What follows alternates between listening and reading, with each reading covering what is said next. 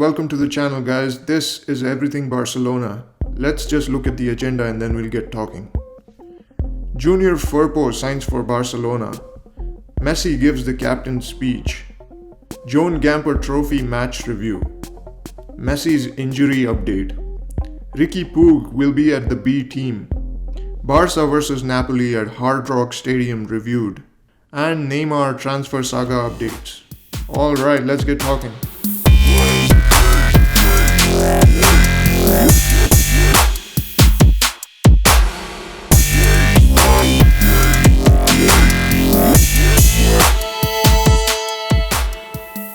That's right, Junior Firpo is now a Barcelona player. What are the details of the transfer? That's right, Barca have signed Junior Firpo from Real Betis for 18 million euros plus 12 million in variables. The contract is for 5 seasons and his release clause is 200 million euros. Obviously, this is a great deal for us, for an up-and-coming left-back with huge potential, and he'll prove very useful in the future. For now, he is an excellent left-back who is a backup for Alba. So it's really exciting that we have the best Spanish left-back, Jordi Alba, at the moment, and we also have the best young up-and-coming Spanish left-back as well. Alright, Messi gave the customary speech in Camp Nou at the beginning of the new season. What did he say? He said, and I quote, "It is difficult to say anything after last season, but I don't regret anything and I will say the same thing. I back these players and the coaching staff we have. Together, we're going to fight to win everything." End quote.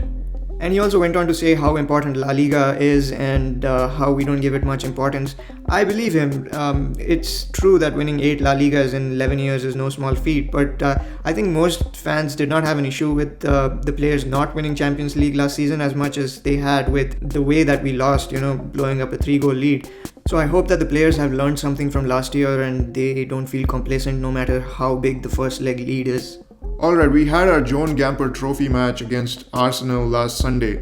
Shall we review that? Yes, so it was the Camp Nou debut for our new signings except Junior Firpo, of course.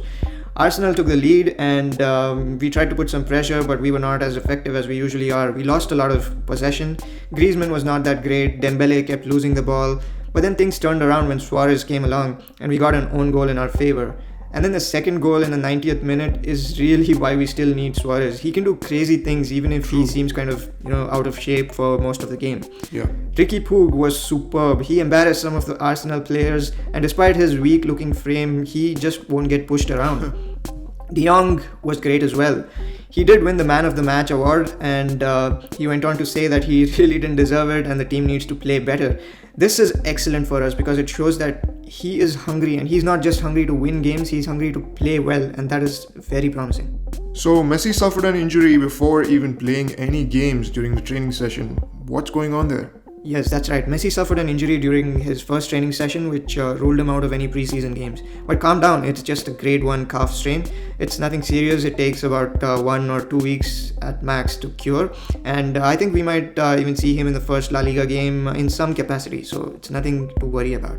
Alright, next on the agenda, Valverde has recently said that Riqui Puig will not be promoted and will continue playing for the B team. Is that worrying for us? No, I don't think so. This is just so that he can play for both teams. If he's promoted, he can only play for the first team and he cannot play for the B team.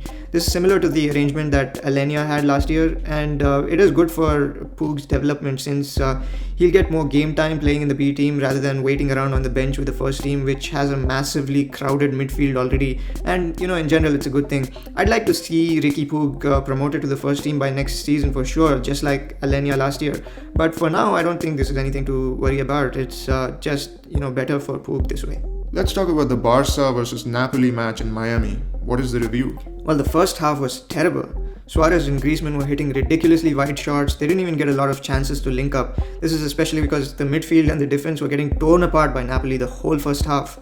However, there were a few good signs as well. At one point, Griezmann got the ball in our half and there was a burst of speed from him.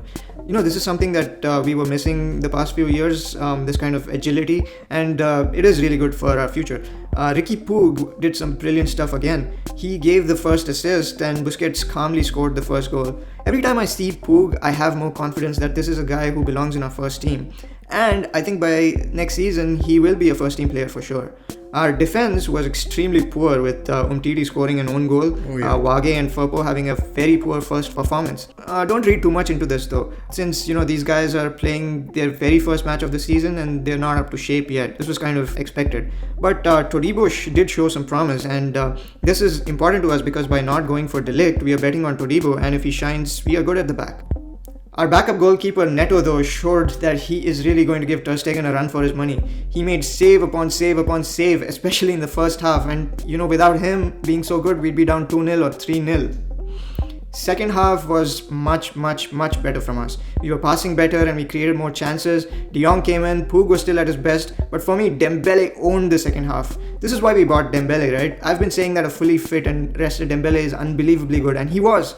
And it's shocking how he came out of there without a goal to his name, but he was sensational. Rakitic scored a goal in the 79th minute and that sealed the deal. The goal was one of his power shots, just like the goal against Chelsea, which is one of the things that Rakitic is so good at. People say that he's not that great and we need to sell him, and I've seen people abusing him a lot, but personally I feel that he can be very useful if Valverde uses him right and gives him enough competition and keeps him at his toes. Okay, our last topic of the day. Where is the Neymar transfer saga going? Is he going to be back at Barca? Is he going to stay at PSG? Or is he going somewhere else? Well, this is a long and tiring sequence of events that never seems to end. So, the events that transpired this week include the following. Bartomeu said during Firpo's signing, and I quote, "There are still several weeks in the transfer market and there may be some new incorporations." Was that a hint at Neymar? I don't know. And then there was a video during the Gamper Trophy match where some fans spotted Bartomeu in the stands and shouted, "Bartomeu, Neymar!"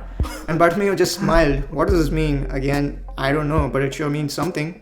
And then during the week, reports surfaced that Real Madrid has joined the race for Neymar. Right. Zidane doesn't seem to want him, but their president Florentino Perez likes Neymar a lot and is trying to sign Neymar.